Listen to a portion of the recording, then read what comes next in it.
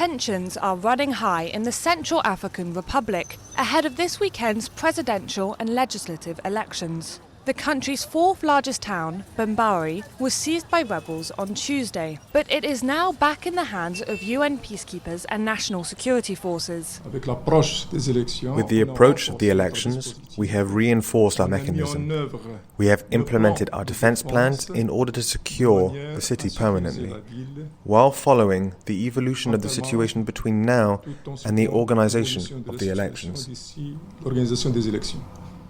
While the UN says the situation is now under control, residents of the capital Bangui are far from reassured. I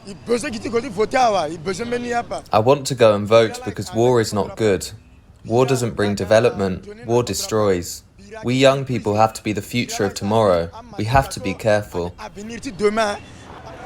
The government blames former President François for the recent unrest. Current President Faustin Touadéra accused him of seeking a way back to power, despite his candidacy being rejected by the country's top court last week. Bozizé, who denies being involved in the violence, became president following a coup in 2003. He remained in power for 10 years until he himself was also overthrown in a coup. His fall from power triggered a bloodbath between Muslim Seleka rebels and Christian-based militia groups, before Touadéra was elected in 2016. The intensity of the violence has weakened since 2018, but armed groups who control 2/3 of the country continue to carry out sporadic attacks. The Central African Republic is one of Africa's poorest and most unstable countries. Even though it is rich in resources like diamonds and uranium, about 70% of the population live under the international poverty line. I hope that the elections go well, in peace, so that I can run my business to earn money and feed my family. While the opposition is calling for this week's elections to be pushed back, election authorities, as well as front-runner Touadéra, say the polls will go ahead on Sunday as planned. Citizens will also be voting this Sunday in Niger, where winning the election will be only the start of the next president's challenges. Like the Central African Republic, one of Niger's main problems is insecurity. 7 troops and 11 terrorists died recently in clashes in the jihadist-plagued southwest of the country. The southeast is also under threat from cross-border attacks by the Boko Haram insurgency in northeast Nigeria. According to the UN, 250 people were killed in 2019, and around 260 schools have been forced to close in insecure areas. The main problem is that there is a lot of insecurity in the country. I used to live 30 kilometers away, but I can't go there by motorbike anymore, so we can't say we're safe. Military expenditure has taken a serious toll on the economy, depleting 20% of the state budget. Niger is one of the poorest countries in the world. According to the World Bank, 42% of the country lives on less than $1.9 a day. Radical Islam and corruption are also major issues. Unlike some of his counterparts in neighbouring countries, current President Mahamadou Issoufou, who has already served 2 terms, is not standing for re-election.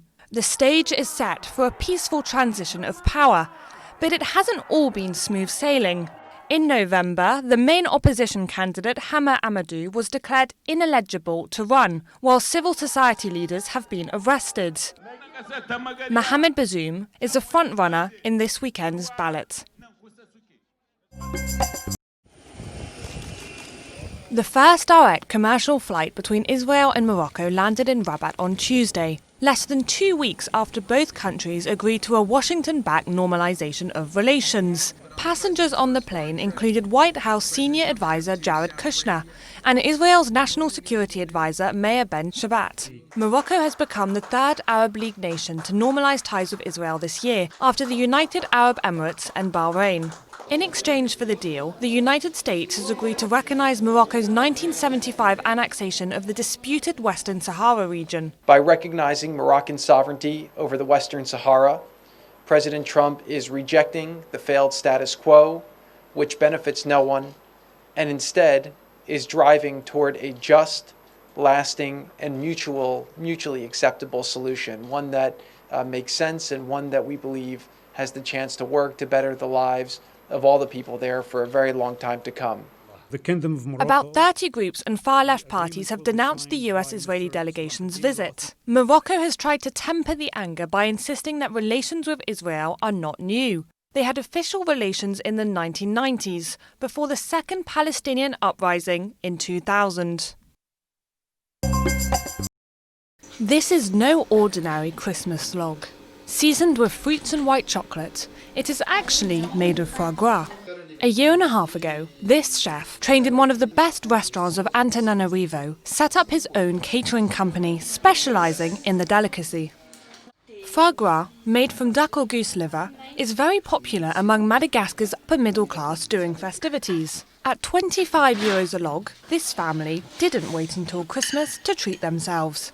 We are really lucky to have foie gras because, for example, abroad, foie gras is considered a luxury item, whereas here it's more accessible. The small town of Bangui is Madagascar's foie gras capital, with around 300 duck breeders.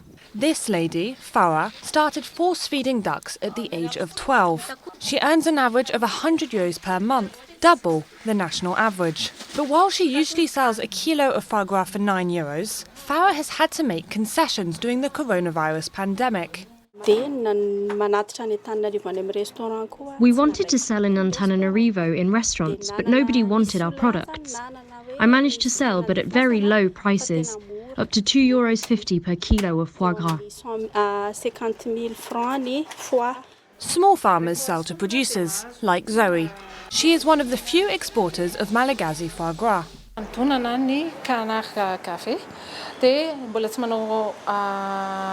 Here, duck force feeding is not a big industrial production. It's people who do the force feeding in an artisanal way, by hand. Here we manage to produce 5 tons per year, and we export 240 kilograms to other countries, such as Mayotte and China.